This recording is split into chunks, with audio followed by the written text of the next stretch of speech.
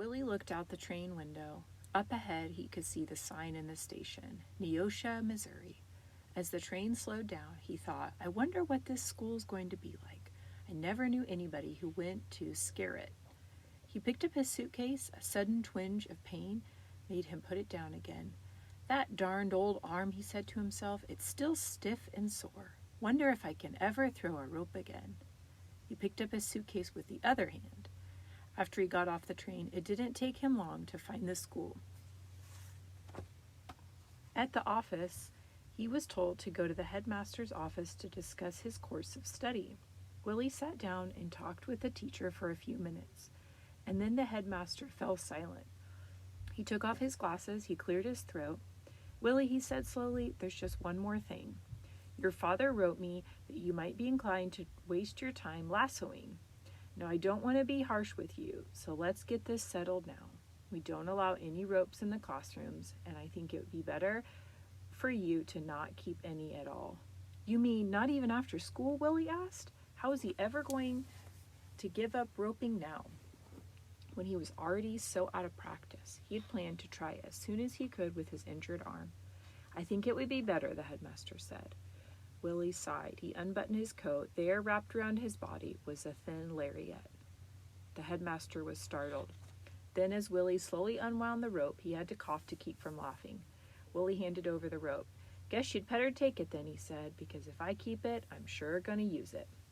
Willie walked slowly to his room, looking around the schoolyard. What was he going to do without his rope or his horses? He didn't even have Charlie with him or any of his other friends from the Indian Territory. All through the first week, Willie moped about. He was thinking of his little herd of cattle. He wondered how Comanche was getting along, and he kept wondering about his sore arm. Would he ever be able to lasso again? Toward the end of the week, he had his first elocution class. Willie soon found that elocution meant learning to make speeches. The teacher announced that the boys would take turns reading famous speeches aloud. I want you to learn to act out these speeches as best as you can, he said. Later, I'll make suggestions. Willie listened intently. This sounded interesting. Now, I'll start with Robert Johnston, the teacher went on. He was here last year, and some of you newer students can learn from him what I mean. Robert got up and took the book. His selection was called The Spartacus to the Gladiators. Robert took a careful position on the platform. He looked very stiff and uncomfortable, and he cleared his throat, and he started reading carefully.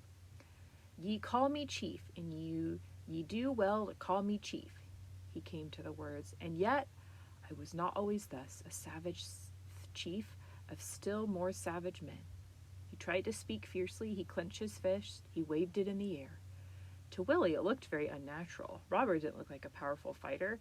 He only looked like an uncomfortable boy trying to be important, and Willie grinned. He felt like laughing, and everyone else seemed to take it very serious. But they didn't act interested. Several were squirming about in their seats. Robert finished, and the class clapped politely. Now, I want one of the new students to try, said the teacher. Let's see, William Rogers, will you please come up? Read the same selection, please. Willie slowly pulled himself out of his seat. He cocked his head on one side the way he always did when he was about to say something, and to the rest of the class it was amusing. They thought he was clowning. Willie didn't mind much when they laughed, but as he walked up to the platform, he began to think. He didn't feel like Spartacus speaking to gladiators. He'd give the class something to laugh about. He started to read, and he didn't try to be important. He stood relaxed and just talked the way he always did. His easy manner and his natural way of speaking were different from the other boys, that the class all started to laugh when Willie reached, a savage chief of still more savage men. He gave an Indian war whoop. He danced an Indian war dance, and the other boys thought it was so funny they howled. When Willie had finished, he shuffled back to his seat. What would the teacher think? The teacher took off his glasses and wiped them, and he was smiling. Class, he said, that last speech wasn't exactly usual. It certainly isn't the kind of speaking I try to teach, but I'm going to give Rogers a good mark, and I want you to know the reason.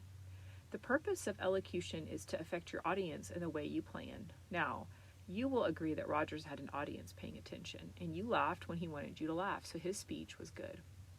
Willie was greatly surprised. The other students stared at him and then at the teacher, and they were surprised too. "But I'd like to caution you," said the teacher. "Not everyone has a natural talent for comedy, so please try to learn the methods I shall teach you. Lawson, please come to the platform." After that, the boys were always ready to laugh when Willie recited.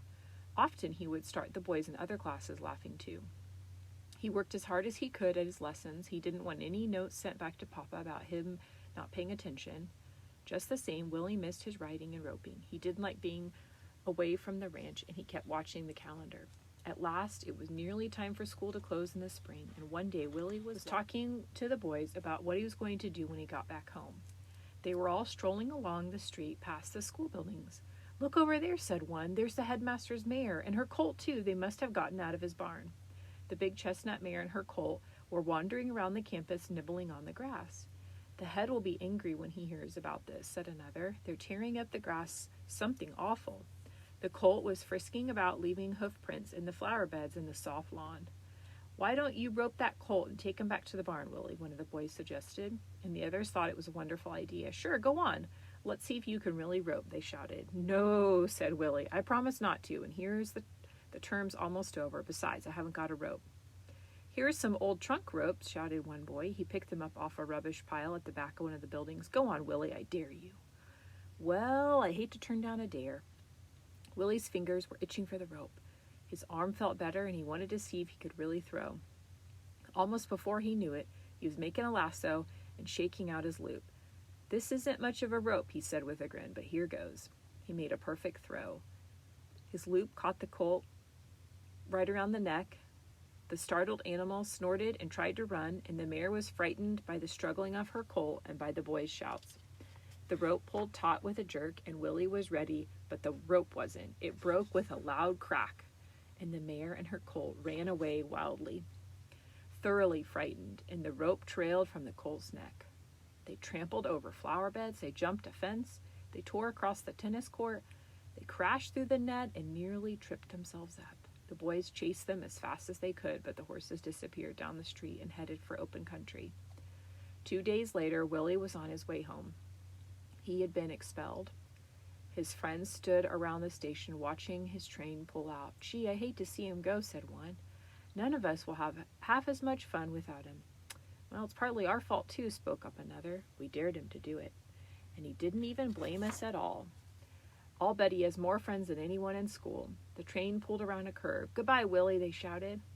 Papa was away on business when Willie reached home, and he wasn't expected back for a week. In a way, Willie was glad, but he knew he would have to tell Papa sooner or later. Besides, there was that letter from the headmaster lying on the table. Why couldn't I have just waited a few more days before I used a lasso, Willie asked himself. Now Papa is sure to think I'll never amount to anything. He was glad to see Comanche again, and Comanche neighed and kicked up his heels when he saw Willie. Willie's herd was sleek and healthy. The winter hadn't been too cold. He was looking it over when he saw Charlie riding toward him. "Hi, Charlie! I didn't expect to see you so soon." Charlie pulled up. "School let out early this year, and I heard you were back, so I hurried over to tell you the news." "What's that?" "A special train just pulled into Claremore," said Charlie. "You'd never guess who's on it." "I'll bet it's Papa," said Willie, coming back early. He hated to have to tell about school. "No, it's Buffalo Bill's Wild West show, or part of it anyway." "Are they going to give a show here?" asked Willie excitedly. "No," said Charlie. "They just stopped to eat and to feed the stock. If we hurry, we can see them before they get away." Willie and Charlie galloped into Claremore. A huge crowd had gathered around the railroad station. Men were leading horses up and down, exercising them. Other horses were being fed and watched. "There are riders from all over the world," said Charlie. "There are Irish riders and Japanese and German." "Look, aren't those Arabs?" asked Willie as he saw a group of men in long desert robes. "Sure," said Charlie. "Wonder if the Mexican ropers are here?" asked Willie. "I'd give anything to see them. I've heard they're the best in the world." They jumped off their horses and pushed through the crowd. The first thing they saw was a group of Sioux Indians in full tribal dress. Charlie walked right up and started talking to them. He had his hair in a braid down his back. He was wearing Cherokee clothes as he always did in the summer. The Sioux immediately became friendly and talkative with him. Charlie began to ask one of them questions, and then he called out, "Hey, Willie, I know where to find the Mexicans." Eagerly, Willie went with Charlie and a young Sioux. They stopped at one of the cars down the track, and Charlie and his new friend disappeared inside. In a minute, they came out again. A stocky, dark man with a long, pointed black mustache was with them. He was carrying an armful of lariats. "Here he is," said Charlie. "Here's Vincent Oropezzo, the greatest roper in the world. He's going to practice a little. Maybe you'd like to watch." "Jerusalem," said Willie. "I sure would." Oropezzo spread his ropes on the ground, and then he selected one. He stood up straight, clicked his heels, and bowed to Willie, and others watched. Oropezzo began to do such tricks with the rope as Willie had never dreamed of. He did a flat spin and a vertical spin. He spun one loop in each hand. Then he spun one rope with one hand and two with the other. Willie watched and watched, trying to see how he did it. Oropezzo began jumping lightly in and out of his spinning rope, and then he did the skip rope with a big up and down loop, and it was the most difficult thing Willie had ever seen. The performer clapped his hands and called to one of the men who were leading horses about. The man mounted a horse and rode up and down at Oropezzo's command. As the horse galloped by, Oropezzo made catch after catch, and he never missed. He made a simple catch of the horse, then the rider. Then he caught the horse by its front feet. He caught it by its hind feet, and he caught it by all 4 feet. Never had Willie seen such perfect roping. It was beautiful. If I could only rope like that, he thought, maybe I'd amount to something. But I wonder what Papa would think. The act with the horse ended with an unexpected laugh. Oropezzo's rope caught the horse by the tail, but Willie didn't laugh. He was so busy trying to watch everything Oropezzo did that he hardly heard the laughter and applause around him. I hope I can remember all this, he was trying to say to himself. I'm certainly going to try. Then with many flourishes, Oropezzo wrote his name in the air with a rope. With a graceful flick of the wrist, he formed the letters one at a time, O-R-O-P-E-Z-A. Then he bowed smartly again. He picked up his ropes and disappeared into the railway coach. "Willie, Willie," called Charlie. He took hold of Willie's arms. "I'm here, I guess," said Willie, "but I'll never forget that as long as I live." He kept going over and over in his mind just how Oropezzo had done all his tricks. Charlie said goodbye to his Sioux friends as the train pulled away, and Willie ran up and down trying to see Oropezzo again, and he wished he could ask him about that skip rope. All the way back to the ranch, Willie talked to Comanche about what he had seen. He practiced with his rope, trying everything he could remember. His arm was getting stronger and he could make long throws, but his muscles were still stiff. It was hard for him to twist his arms at just the right time to make a fancy loop, but he kept on practicing. If I could only rope like Oropezzo, thought Willie. The next day, Willie went out to the range with Barney. The herd was grazing quietly. There was a little for either of them to do except drift with the herd and keep watch for strays. "I think I'll go and sit a spell, Barney," said Willie. "It's pretty hot today. You come over later and I'll take your place." "I'll call you if I need anything," said Barney, and Willie rode over to a shady tree and he jumped down and he seized his rope. Soon he was busy practicing the tricks he had seen Oropezzo do. His nimble fingers began to get the hang of some of them, and he kept working to get the stiffness out of his arm. He was so busy he didn't hear his father ride up. "Willie," said Papa, "what are you doing here? The boys told me you were taking your turn tending the cattle this morning." "Oh, Barney and I are working together, Papa, but everything's so quiet I was just taking a few minutes off." "Willie, you ought to know better than that." Mr. Rogers was angry.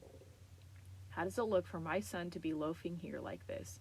And I should think you'd have had enough roping after the letter I got. The way you're acting, you'll never amount to anything at all." "Why, Papa," said Willie very sadly, "I didn't mean anything wrong by taking a rest. I was going to trade with Barney after a bit, and I'm sorry about school, Papa. I really tried not to get to any mischief. I don't see why they had to kick me out just because that old rope broke." Mr. Rogers mopped his brow. "Willie, I don't want to be unfair with you, but I'm disappointed. What am I going to do with you?" Willie shuffled his feet. He took off his hat and he fumbled with his rope. "Looks as if I can't do anything right," he thought. Mr. Rogers went on. "The first thing, anyway, you can get in a good summer's work here at the ranch, and we'll think about another school later." "Papa," said Willie. "Yes, son. Couldn't I quit school? I'll bet I could get a real job somewhere punching cows. I'd like to see Texas and maybe Mexico." "Don't you want to be anything more than a cowboy? You've got to think about your future. Someday I'd like you to take over the ranch." Willie was feeling very bad. If he could only make Papa understand, he really wanted to amount to something. "I don't know about the future," he said, but I do know I like cowpunching and roping, and I want to learn lots more about both. Later on, there'll probably be something else I want to do. This is a mighty big world, Papa." He thought about all he had seen in the railway station. "It's sort of hard to plan ahead." "Well, son, think it over," said Mr. Rogers. "You're still young, but I'm putting you on a trial this summer. I want you to show me you can be a good cowboy at least. You stay on the job. I've got to get going now to arrange for a big meeting in Claremore next month," and he galloped off. Willie went back to join Barney. "I'll show Papa," he resolved. "Somehow I'll prove that I can do it."